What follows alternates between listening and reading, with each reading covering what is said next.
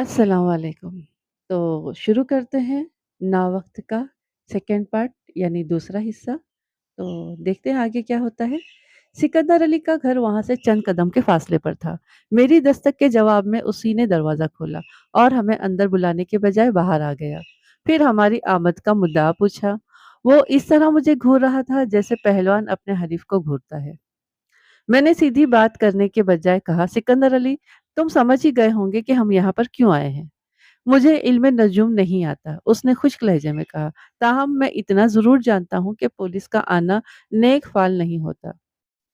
मैं तुम्हारी सास की मौत के सिलसिले में यहाँ आया हूँ। यकीनन आप इजहार ताज़ियत करने तो नहीं आए होंगे। फरमाइए, इस सिलसिले में मैं आपकी क्या मदद कर सकता हूँ। तुम्हारी सास ने थाने में ये रिपोर्ट दर्ज कराई थी कि उसे तुम लोगों से जान का खतरा है। मैं ये जानना चाहता हूँ कि उसे किसने कत्ल किया है। मैं सिर्फ इतना जानता हूँ कि मैंने उसे कत्ल नहीं किया। तुम आखिरी बार अपनी सास की हवेली में कब गए थे? क्या ये बताना बहुत ज़रूरी है? देखो मियाँ, मैं तुम्हें गिरफ्तार भी कर सकता हूँ। मैंने उसे आंखें दिखाते हुए कहा। तुम्हारे खिलाफ रिपोर्ट थाने में मौजूद है। ज़्यादा अक्लमंद बनने की कोशिश नहीं करो। जो सवाल मैं करता हूँ उसका सीधा सीधा जवाब दो। मैं अपनी बीवी के हमरा कल शाम हवेली में गया था, उसने जवाब दिया। लेकिन मैं बाहर लॉन के पास ठहरा रहा। मेरी बीवी चंद मिनट अपनी माँ से बातें करके वापस आ गई थी। जिस रोज़ मेरी सास ने आपको बुलाया था उसके बाद उससे मैं नहीं मिला। मैं तो हवेली में भी नहीं जाना चाहता था मगर सलमा के इसरार पर चला गया था। लेकिन वही हुआ जिसका मुझे अंदेशा था। उसकी माँ ने उसे खड़े-खड़े रुखसत कर दिया। पानी को भी नहीं पूछा। सलमा का ख़्याल है कि अंदर कोई शख्स मौजूद था। मैं चौंका। फिर मैंने पूछा, तुम लोग कितने बजे हवेली गए थे? मुझे ठीक से याद नहीं। 8 बजे से कुछ ऊपर ही का वक़्त हुआ होगा। आरफा बेगम थाने में 6:15 बजे के करीब आई थी और चंद मिनट ठहर कर वापस चली गई थी। अगर वो जाने से पहले मुझे ये बात बता देती कि उसे किसी पर शक हुआ है तो शायद उसकी जिंदगी बच जाती। सिकंदर अली, तुम रात के 10 और 12 बजे के दरमियान कहाँ थे? अपने घर में था, उसने जवाब दिया। हम 10 बजे तक सो जाते हैं। मैं तुम्हारी बीवी से चंद बातें करना चाहता हूँ।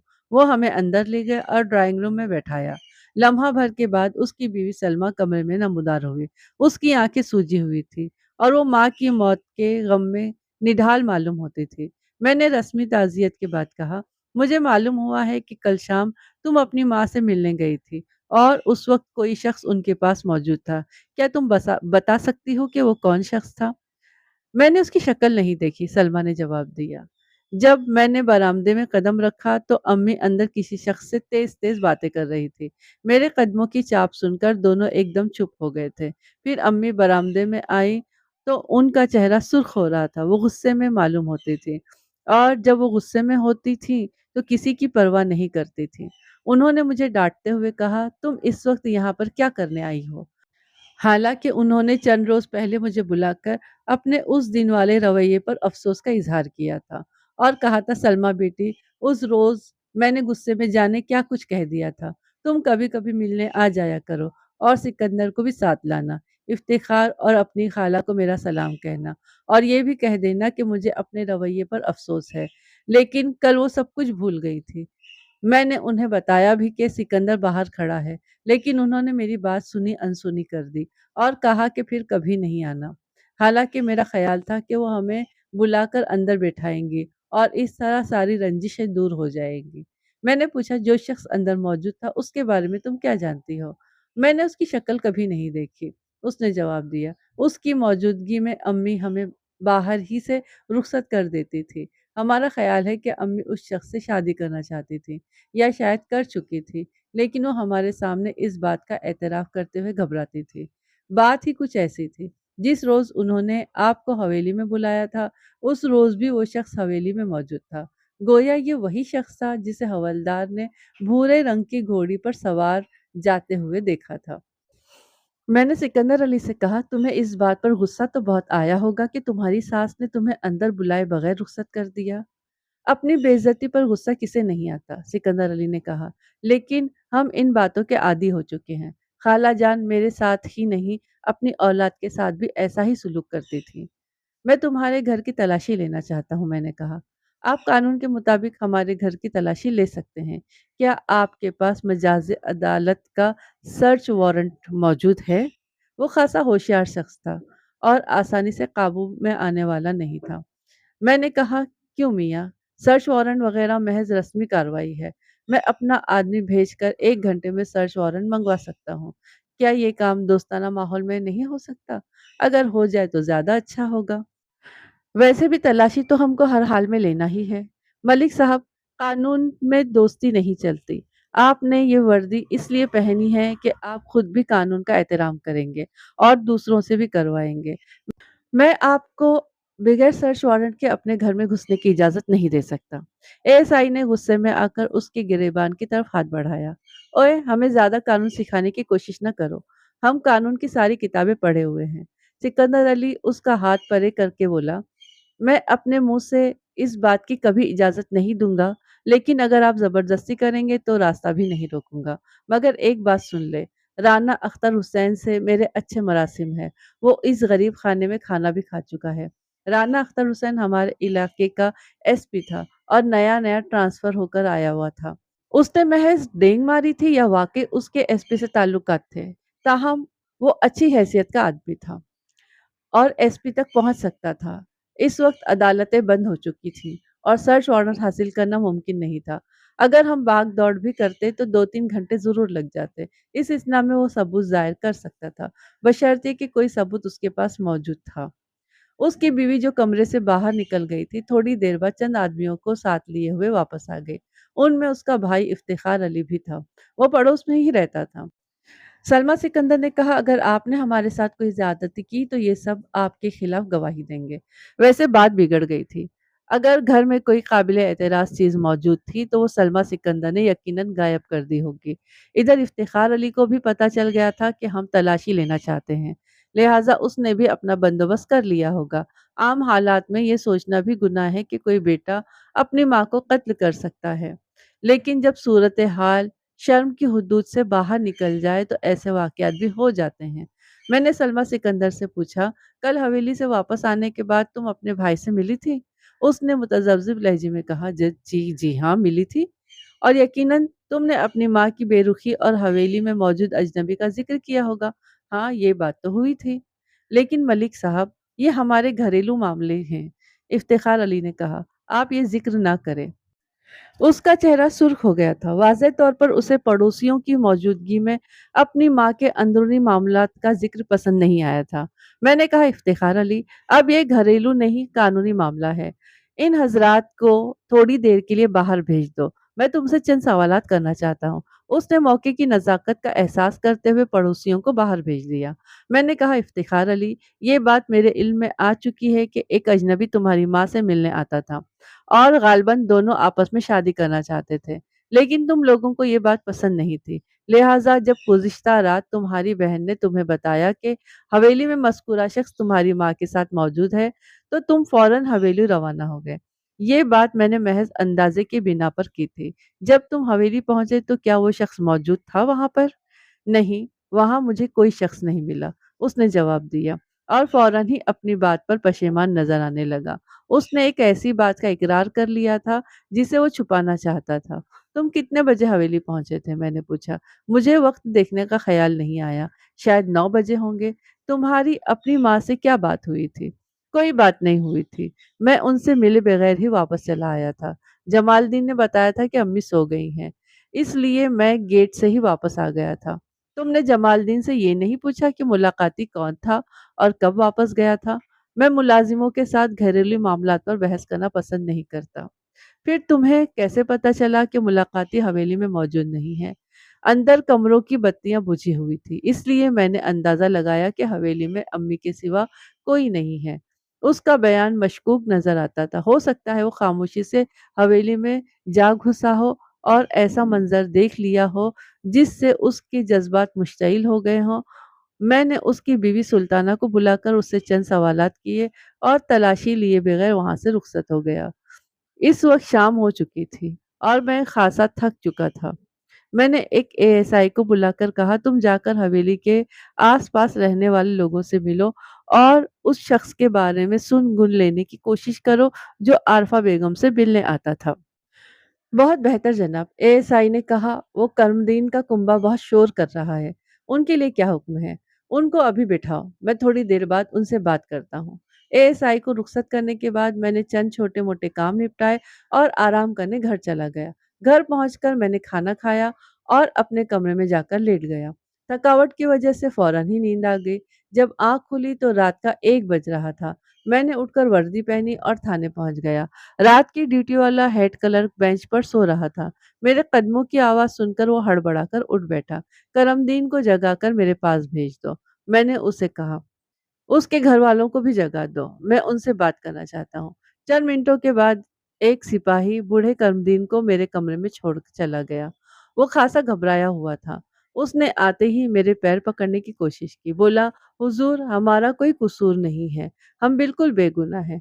करमदीन, मेरे सवालों के सही-सही जवाब दे दोगे तो मैं तुम्हें छोड़ दूँगा। मैंने कहा, चौधरानी को किसने कत्ल किया है? हुजूर मुझे कुछ नहीं मालूम है।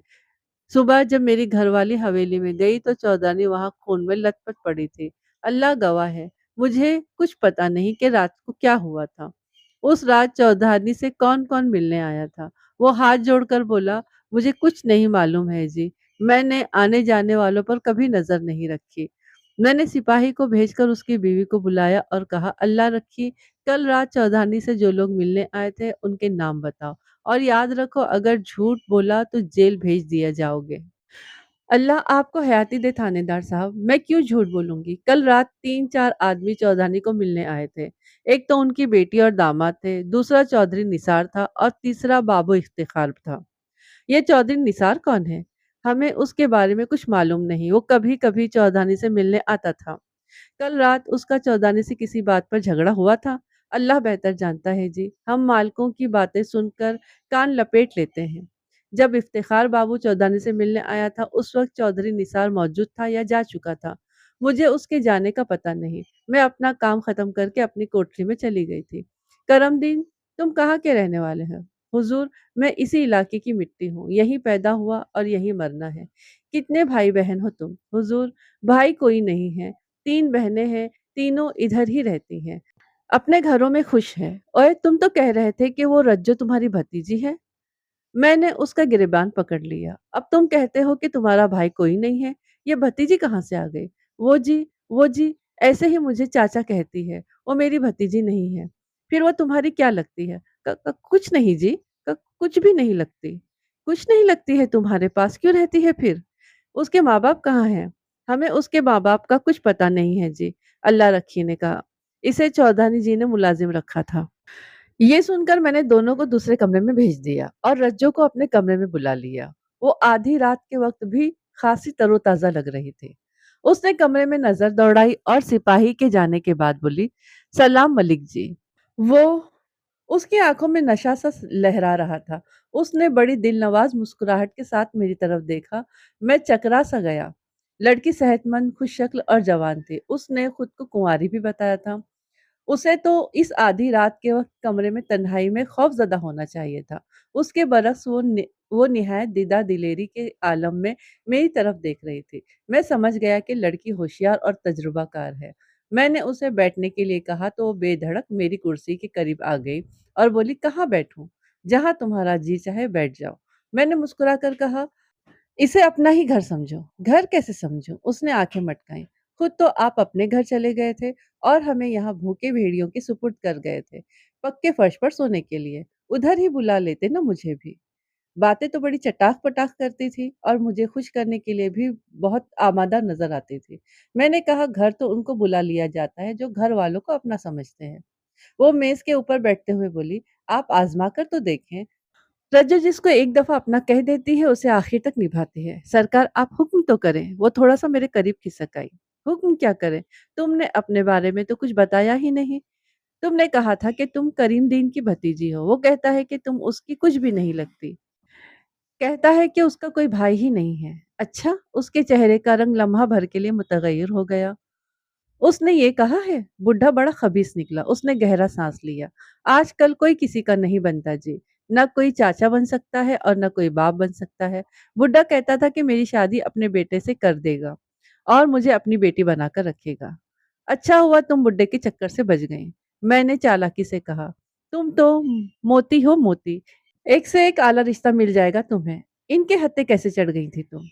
सब किस्मत का फेर है जी। चौधरानी जी ने यतीम समझकर मुलाजिम रख लिया था, लेकिन अब फिर धक्के खाने पड़ेंगे। अब हवेली की नौकरी तो गई। नौकरी की तुम फिक्र न करो, बल्कि नौकरी को गोली मारो। मैं तुम्हारी शादी अपने हवलदार से करा दूंगा। बड़ा अच्छा आदमी है। तुम्हें सोने से लाद देगा। तुम्हारा कोई मामा चाचा तो होगा ना? है तो सही, पर मुझे अच्छे नहीं लगते, वरना मुझे नौकरी की क्या ज़रूरत थी? वो तो ठीक है, पर लड़के वाले तो ज़रूर पूछेंगे। उसके बगैर बात तो बनेगी ही नहीं। गाँव कौन-सा तो है तुम्हारा? वो मेरी बातों में आ गई, मेरा हाथ पकड़ कर बोली, मुझे धोखा तो नहीं दोगे?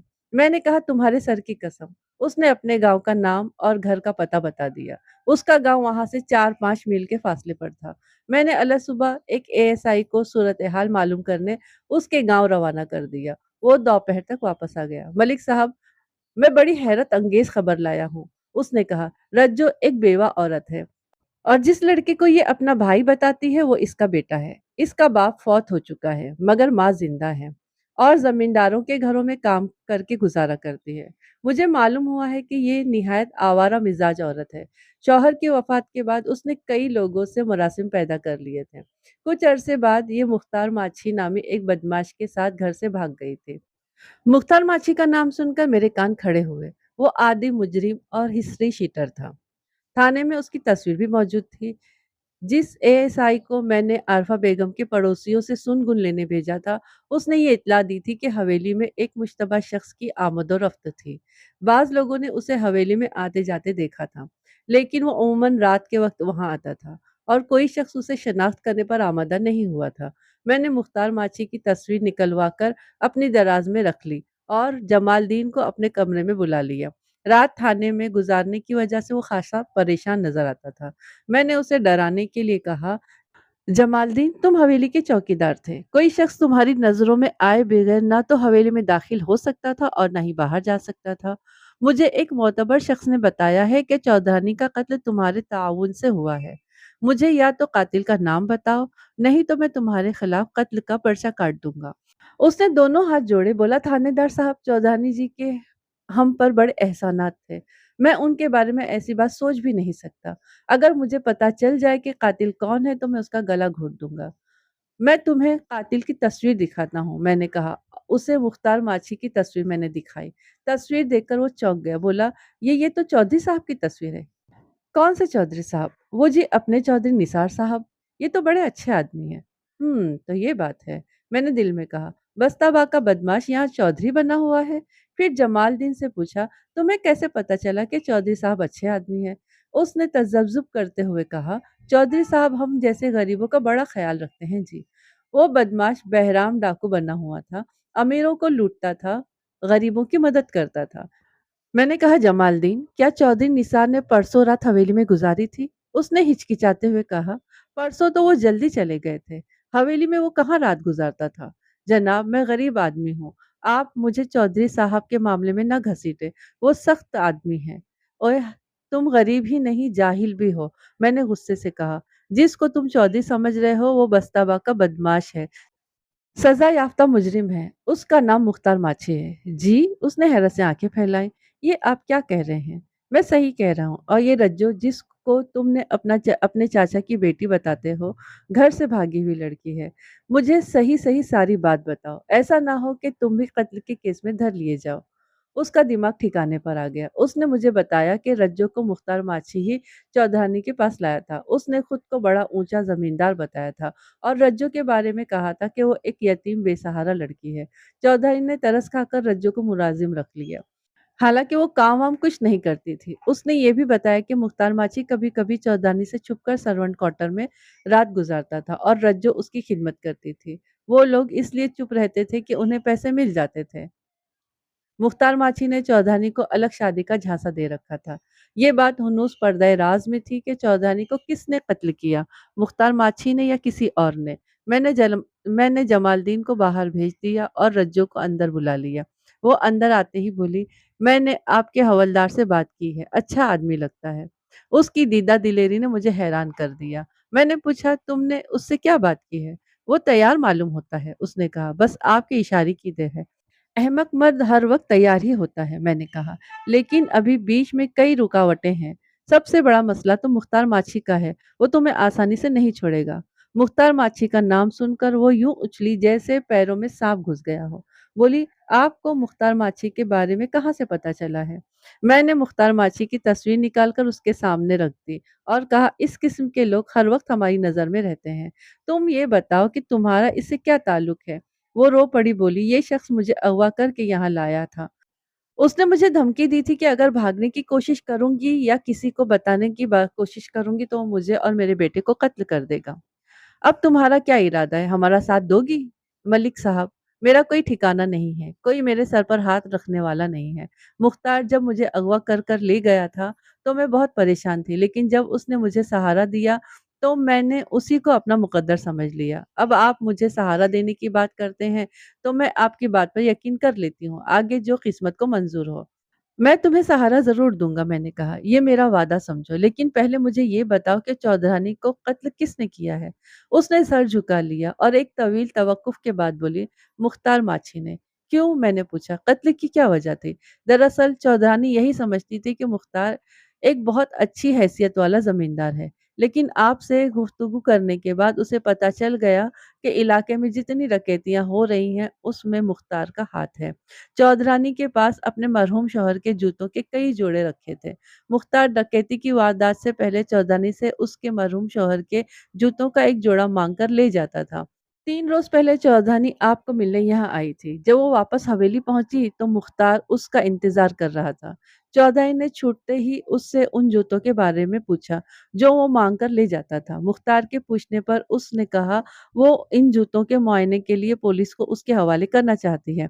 मुख्तार ने कहा कि वो सुबह को जूते लाकर दे देगा।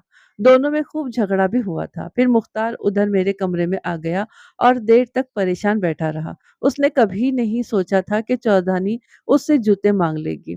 काफी देर के बाद उसने कहा कि चौधरानी का मुंह बंद किए बगैर बात नहीं बनेगी। फिर वो कमरे से निकलकर हवेली में चला गया। 15-20 मिनट के बाद जब वो वापस आया तो उसके कपड़ों पर खून के धब्बे पड़े हुए थे। उसने कपड़े तब्दील किए और मुझे ये हुक्म दिया कि मैं उन कपड़ों को बागीचे में कहीं दबा दूं। फिर वो हवेली से निकल गया। अगले रोज जब आप हवेली पहुंचे तो मैंने थोड़ी देर पहले उन खून आलूद कपड़े को बागीचे में दबा दिए थे। और वो जूते जूते मैंने एक रोज पहले बागीचे में दबाए थे। मुख्तार ने आपके खोजी को हवेली के गिर्द मंडलाते देख लिया था। मुख्तार का साथी कौन है? मैंने पूछा। हमें 2 किस्म के खुरे मिले हैं। उसका कोई साथी नहीं है, वो अकेला ही वारदातें करता है। वो ऐसा करता है कि एक जोड़ा जूतों का थैले में डाल लेता है और वारदात के बाद कुछ दूर जाने के बाद जूते बदल लेता है ताकि खोजी धोखा खा जाए। मैंने रज्जो से मुख्तार माछी के खास खास ठिकाने पूछे और एक पुलिस पार्टी लेकर उसकी तलाश में रवाना हो गया। जब मुजरिम का पता चल जाए तो उसकी गिरफ्तारी महज एक रस्मी कार्रवाई रह जाती है। हमने उसे 24 घंटे के अंदर गिरफ्तार कर लिया और उसकी निशानदही पर खून आलूद कपड़े, वारदातों में इस्तेमाल होने वाले जूते और आला कत्ल भी बरामद कर लिया। जब मैं खोजी के हमराह हवेली पहुंचा तो उस वक्त, जैसा कि मैं जिक्र कर चुका हूँ, मैंने रज्जो के हाथ में खुरपा देखा था। नेज उसके कपड़ों पर मिट्टी भी लगी हुई थी। उस वक्त मुझे वो जगह देखने का ख्याल आया था जहां वो गोडी कर रही थी, लेकिन फिर वो ख्याल मेरे जहन से महव हो गया था। अगर उस वक्त मैं वो जगह देख लेता तो यकीनन वहां से जूते बरामद हो जाते और आरफा बेगम कत्ल होने से बच जाती। बाद में मुझे ये भी मालूम हुआ कि मुख्तार माची उस वक्त हवेली के अंदर ही मौजूद था। कातिल की गिरफ्तारी के बाद आरफा बेगम के दामाद और बहनोई ने इत्मीनान का सांस लिया। उन्हें डर था कि कहीं वो कत्ल के इल्जाम में धर न लिए जाएं। कितनी अजीब बात है, जिस शख्स की खातिर आरफा बेगम ने अपनी औलाद और अपने अजीजों पर इल्जाम आयद किया था, उसी शख्स ने उसे कत्ल कर दिया था। यहाँ पर हो जाती है हमारी स्टोरी खत्म, यहाँ पर हमारी कहानी हो जाती है खत्म। कहानी के जो किरदार हैं उनके बारे में बातें कर लेते हैं। सबसे पहले तो हम आरिफा बाजी के बारे में ही बातें करें, आरिफा बेगम के बारे में। जब लोग अपनों पर भरोसा करना छोड़ देते हैं और गैरों पर भरोसा करने लग जाते हैं, तब इस किस्म के हालात ज़िंदगी में रुन्मा हो जाते हैं। अगर वो उस पराये शख्स पर भरोसा नहीं करती, क्या नाम था उसका? माछी। हाँ, उस पर भरोसा नहीं करती तो वो कत्ल नहीं होती, यानी वो उसको सहारा नहीं देती और कत्ल नहीं होती। उसने अपने बच्चों को और अपनी बहन को ही अपने से दूर कर दिया। अगर वो उसके करीब होते, तभी ये कत्ल होने से रुक जाता। کیونکہ اگر اس کی بہن حویلی میں اس کے ساتھ ہوتی تو پھر وہ ماچھی وہاں ٹک ہی نہیں پاتا، لیکن اس نے اس ماچھی کے ساتھ کے لیے اپنی بہن کو اور اپنے بچوں کو اپنے سے دور کر دیا اور قتل ہو گئی۔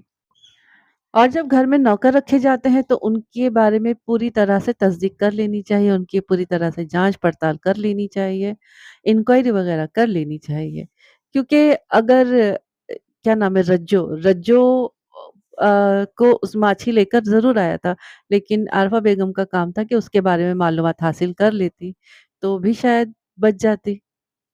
تو آپ لوگ بتائیے آپ لوگوں کو کیسے لگی یہ اسٹوری، اور اپنے کمنٹس لکھیے اور لائک کریے، سنتے وقت ہی لائک کریے اور سبسکرائب کر لیے جن لوگوں نے اب تک کے نہیں کیا ہے، اور اپنی رائے بھی بتا دیجیے۔